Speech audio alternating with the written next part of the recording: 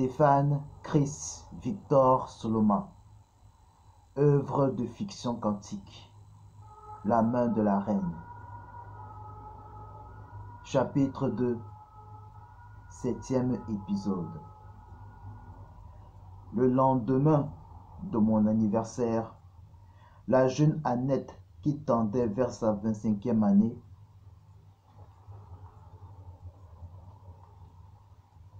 m'aidait à laver mes vieux cheveux blancs.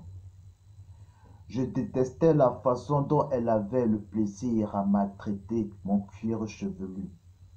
Elle les tirait, les brutalisait, les écorchait, les arrachait jusqu'à ce que je voyais certains poils tomber sur ce marbre.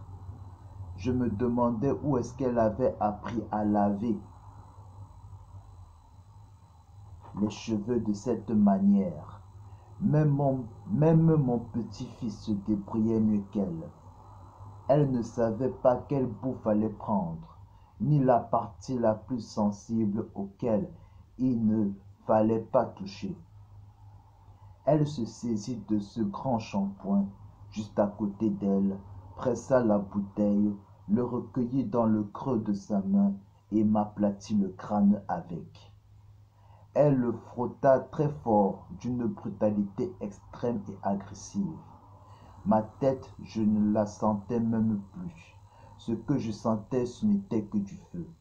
J'avais la sordide impression que l'on mettait mes cheveux dans un brasier. La douleur était insupportable, atroce et terrible. Je ne savais pas comment je faisais pour garder mon calme. À l'heure actuelle, des insultes et injures en tout genre auraient commencé à fuser de tous les côtés. Mais je voulais éviter de me faire passer pour une vieille nichère. Après, j'entendais derrière mon dos des accompagnatrices dire de moi que j'ai un sale caractère, une femme invivable que l'on ne veut plus côtoyer. Certaines qui me verront comme un jeu cassé allaient invoquer la chimère de la maladie de la vieillesse, d'une vieille sénile alors que j'avais encore toute ma tête. Bande de sottes. Le pire, c'était quand elle est passée à l'eau chaude. Là alors, c'était la catastrophe. Au lieu de mettre l'eau à la bonne température, j'avais droit à une eau bouillante. Mon crâne était en train de brûler vif. Il y avait un incendie au-dessus de ma tête. Un torrent de larves était passé dessus. Là encore, c'était un miracle. Je ne criais même pas. Alléluia pour elle. Cela lui donnait envie d'utiliser mes cheveux trempés et de jouer à la pâte à modeler. Lorsqu'elle eut fini, elle s'éloigna de moi. De 2 à 3 mètres, alla chercher ma serviette enroulée à l'intérieur de l'un de ces paniers en osier fixés sur ce mur. Elle le déroula, le tendit, couvrit mes cheveux et les sécha. Elle les essuia d'une façon assez brute jusqu'à ce qu'ils deviennent bien secs. Elle s'en fichait des secousses et des traumatismes qu'elle provoquait chez moi.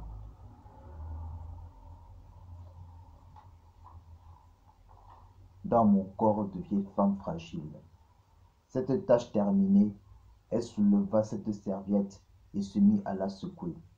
Satisfaite du résultat, la jeune Annette se sentit heureuse d'avoir mené sa mission à bien.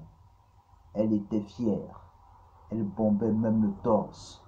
Elle me demandait si j'étais contente du fait qu'elle m'ait rafraîchi ma belle chevelure.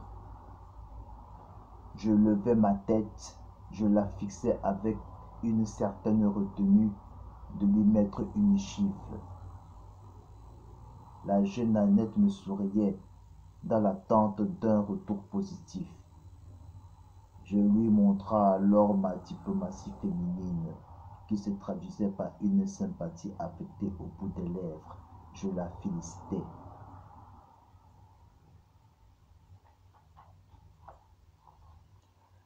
Je lui disais qu'elle avait fait de l'excellent travail. J'allais même encore plus loin dans la flatterie. Je lui confessais que je me sentais tellement bien que j'avais l'impression d'être un tout petit bébé qui vient tout juste de sortir du bain. Annette s'extasia de cette heureuse nouvelle. Elle m'avoua que ce que je venais de lui dire lui plaisait. Elle était enchantée de ces belles paroles à son égard. J'en rajoutais une couche. Je lui disais que c'était la vérité. Elle me rend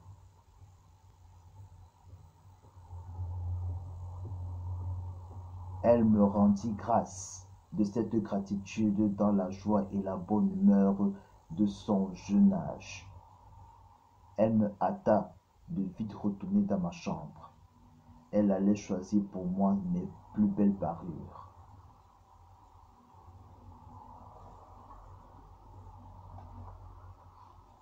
J'étais heureuse.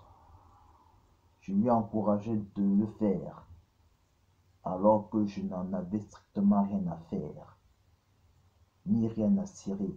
Pour moi, elle était une incompétente, une moins que rien. Si un jour je l'avais croisée dans un salon de coiffure, j'aurais baissé le prix auquel j'aurais dû payer pour cette médiocre prestation. Cela de façon systématique, jusqu'à dépasser le seuil inférieur de son socle et obliger le salon à fermer boutique. D'ailleurs, après cette mauvaise expérience de ce matin, mon esprit amer prévoyait de baisser le prix du loyer qu'il payait chaque fin du mois à la pension Georges Fallet. Un message d'avertissement avant de changer de camp.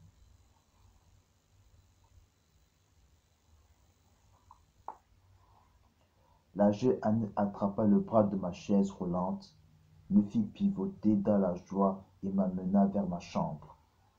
L'heure qui suivit, j'étais en pleine séance de méditation avec le professeur et méditant James Foley. Cet homme dont les parents étaient issus de l'immigration et d'origine indienne avait été invité par le responsable de la pension pour nous donner quelques cours sur cet art bouddhiste qui nous impose d'être en harmonie avec l'univers qui nous entoure. Quelque chose de louable, d'encourageant et de noble que j'avais trouvé salvateur à une certaine époque, lors de mes séjours au Tibet, dans les contrées chinoises très lointaines, dans les montagnes. J'avais même aperçu un dragon, un vrai, il survolait le ciel, avec sa longue queue et ses grandes ailes. Celui-ci ne crachait pas du feu comme le contaient les contes et légendes de séries fantastiques et films d'action. Il était semblable aux derniers dinosaures ayant survécu à leur extinction, mais dont le monde ignorait leur existence jusqu'à présent. C'était une petite partie du mystère de ma vie que je gardais pour moi. Si je l'avais dit, personne ne m'aurait cru.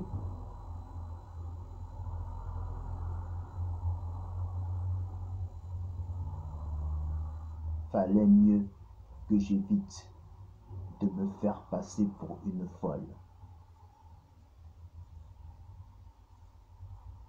Fin du 7e épisode.